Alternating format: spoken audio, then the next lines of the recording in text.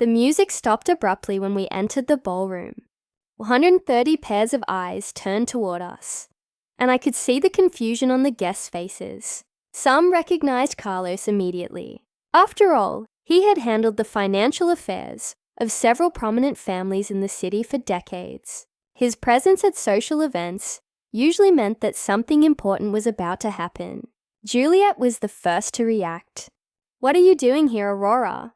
She shouted at me from the center of the dance floor, where she had been posing for photos with Ethan. "You already left once. Wasn't that enough drama for one night?" Her voice carried that arrogance I had come to know so well, but I could detect a note of nervousness that hadn't been there before. "Ladies and gentlemen," Carlos said in a clear, professional voice, "I apologize for interrupting this celebration, but I have urgent legal matters to discuss with Mr. Ethan Hughes and Mrs. Juliet Dawson." The silence that followed was so deep you could hear the hum of the air conditioning. Some guests began to pull out their cell phones, sensing they were about to witness something extraordinary. Ethan slowly approached, his face pale and his eyes full of confusion.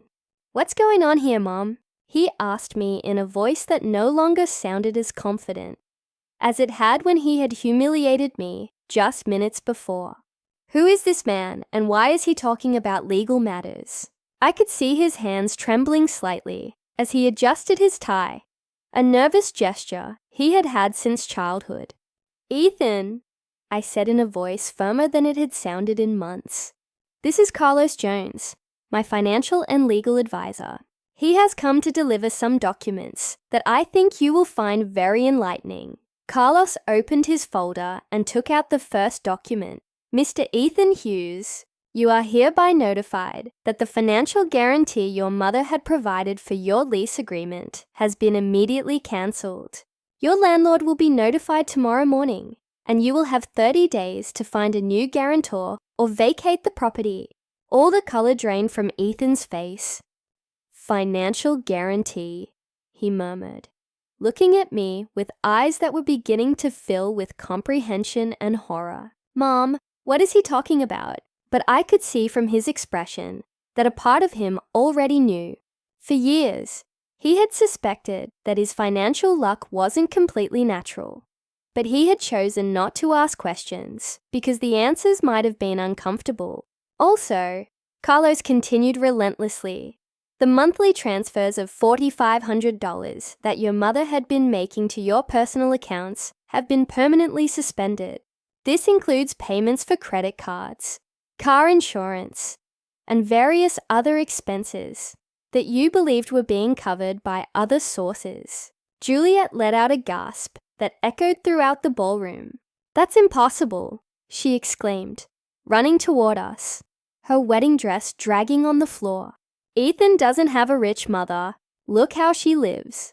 Look at her clothes, her car. She's an old woman living on a miserable pension." Her hysteria was evident, and several guests began to murmur among themselves with increasing fascination. Finally, Carlos said, taking the last document from his folder, "The guaranteed payment for this celebration has also been cancelled. The ballroom management will have the right to demand full payment before guests can leave tonight."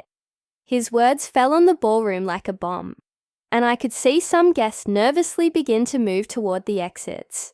The realization hit Ethan like a hammer. "You," he muttered, looking at me with eyes that couldn't fully process what they were hearing. "You've been all this time. You've been paying for everything." His voice broke on the last word, and for a moment, I saw the small boy he had once been, vulnerable and confused. "For 3 years, Ethan," I confirmed in a voice that sounded strangely calm after the emotional storm I had been living through. 3 years in which I thought I was helping you get through a difficult time. 3 years in which I believed you would eventually recover and become the man I raised. 3 years in which I hoped you would remember the values I taught you." Juliet began to pace in circles, clutching her head with increasing desperation. "This can't be happening. This can't be real," she screamed as the guests watched her with a mix of horror and morbid fascination. "You're a poor old woman. You work at a flower shop. You drive a 10-year-old car. You can't have money. Appearances are deceiving, Juliet, I said finally, feeling decades of careful performance come to an end. For years, I chose to live simply because my husband and I believed that visible wealth attracts problems. It turns out we were right. It's just that the problems came from where we least expected them. The music had stopped completely, and the only sound in the ballroom was the agitated breathing of the newlyweds and the growing murmurs of the guests, who were beginning to understand that they were witnessing something completely unexpected. Some were already recording with their phones, instinctively knowing that this story would become urban legend. "Mom," Ethan said, his voice broken. "Please, there has to be some way to fix this. The wedding, the guests, everything." But I could see in his eyes that he was finally beginning to understand the magnitude of what he had lost. Not just money or financial support. He had lost his mother, the woman who had loved him unconditionally for 35 years. "The only way to fix this, Ethan," I replied, "was not to break it in the first place." The silence in the ballroom became deafening. 130 guests held their breath as they processed what they had just heard. Juliet stood motionless for the first time all night, her eyes darting between Carlos, the documents, and my face, as if trying to find a crack in the reality that was collapsing around her. Ethan just stared at me with an expression I will never forget, a mixture of shock, belated comprehension, and absolute horror.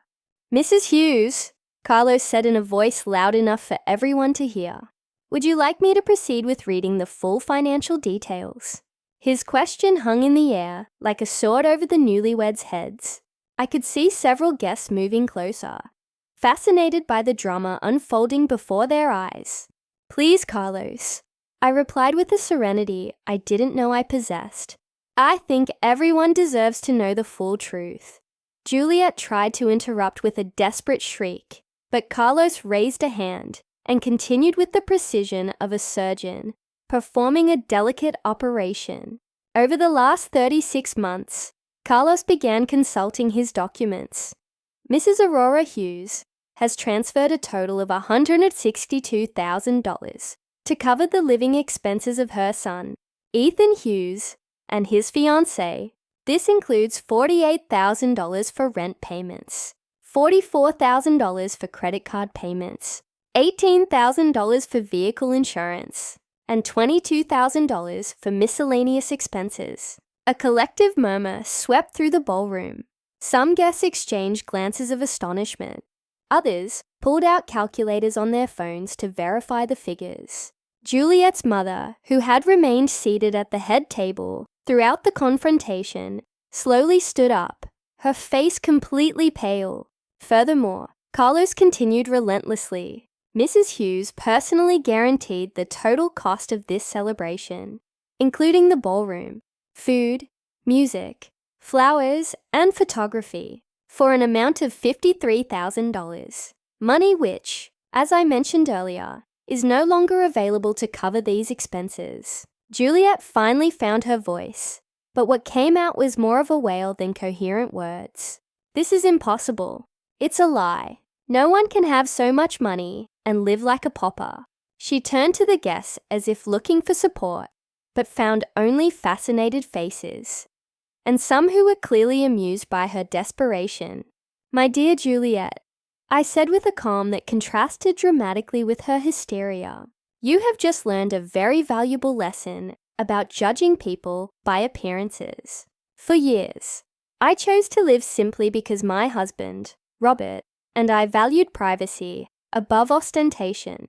It turned out to be a very wise decision." Ethan finally reacted, approaching me with hesitant steps. "Mom, please, there has to be an explanation. There has to be a way to resolve this. You can't destroy my life like this."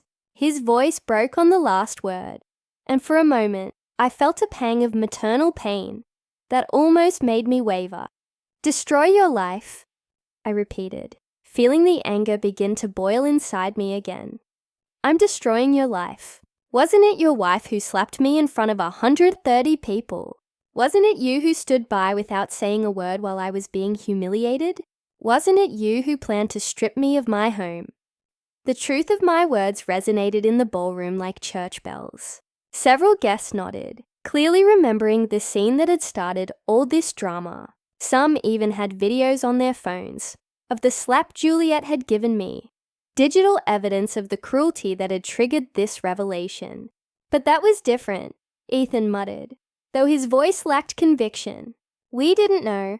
We didn't understand. We thought you really needed help. His excuses sounded pathetic even to himself, and I could see some guests exchanging looks of contempt. You didn't know? I asked, my voice rising for the first time all night.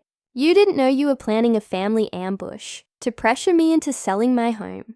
You didn't know you had brought a real estate appraiser without my knowledge. You didn't know you had been investigating legal ways to declare me incompetent if I didn't cooperate.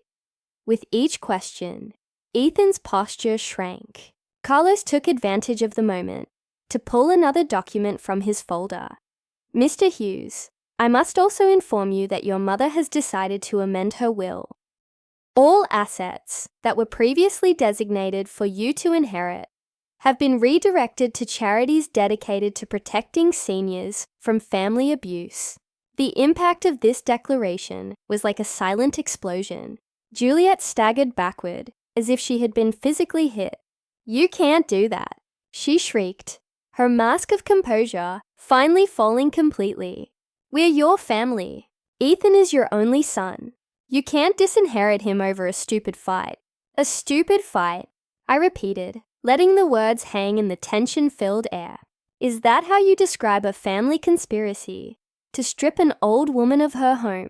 Is that how you justify slapping your husband's mother on her own wedding day? My voice had turned icy, and I could see some guests flinch. Juliet's father, who had remained silent throughout the confrontation, finally approached with an expression of poorly disguised panic. Mrs. Hughes, I think we're all a little upset by the emotions of the day. Maybe we could discuss this in private when things have calmed down a bit. His tone was that of a man who had just realized he had bet on the wrong horse. There's nothing to discuss in private, I replied firmly.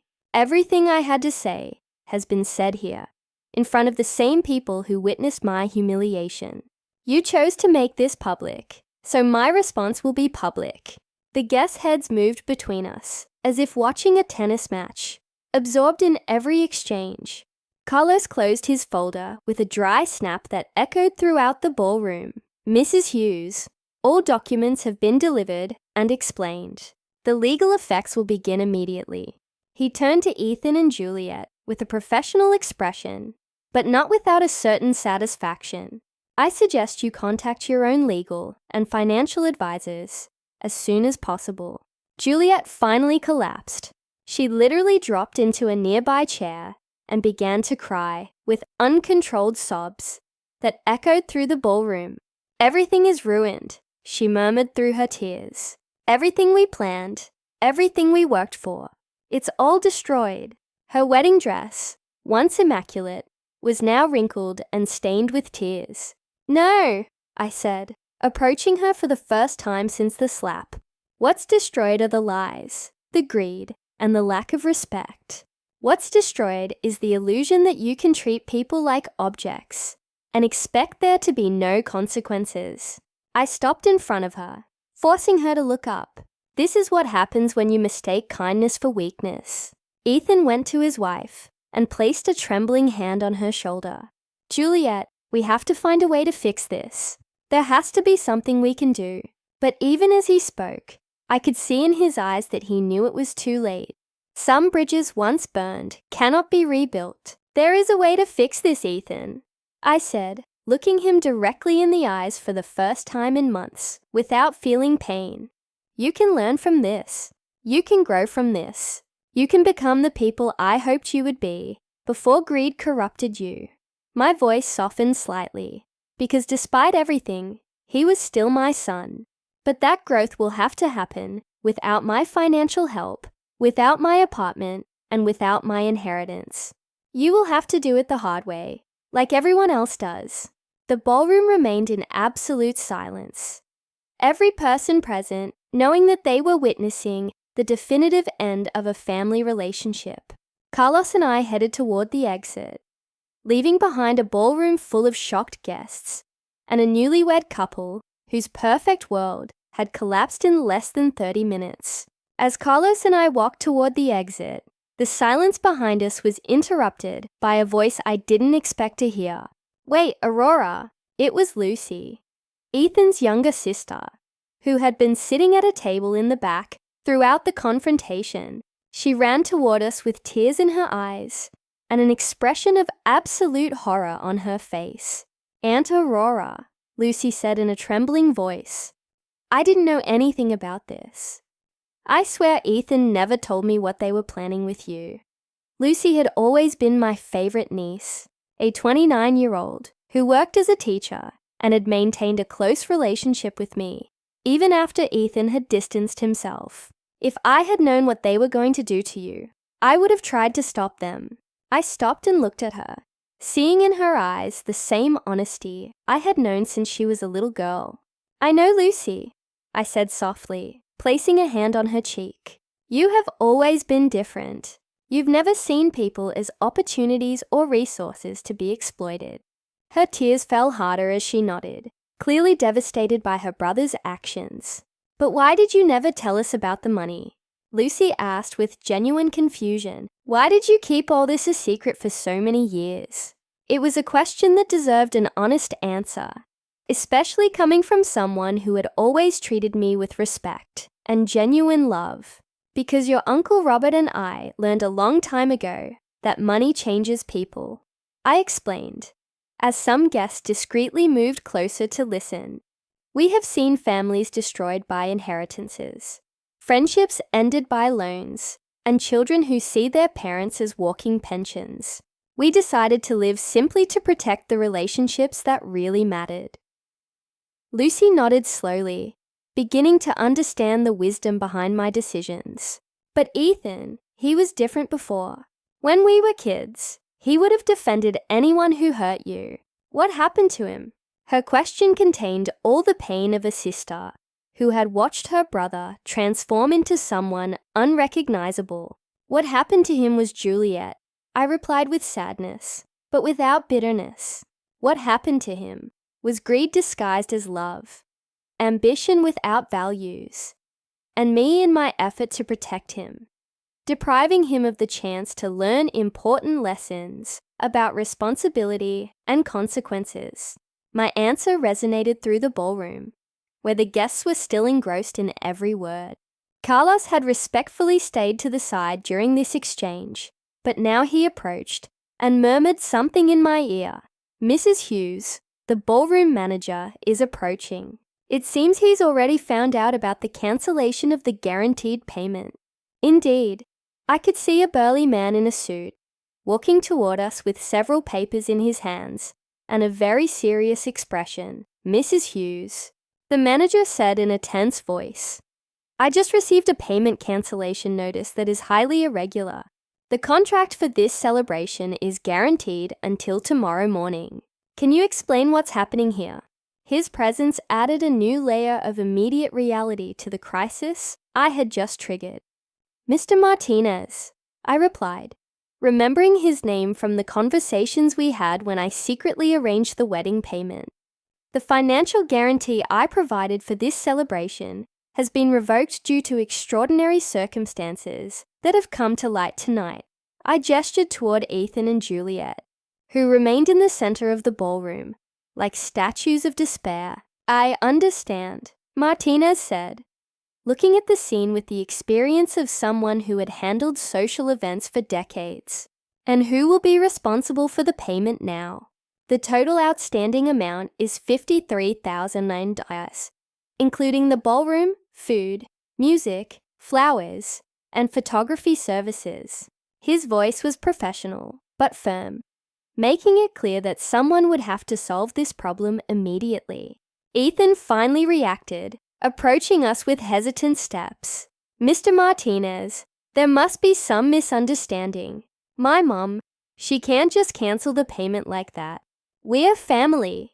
This can be resolved. His voice carried a desperation I had never heard before. The desperation of a man who finally understood the magnitude of his situation.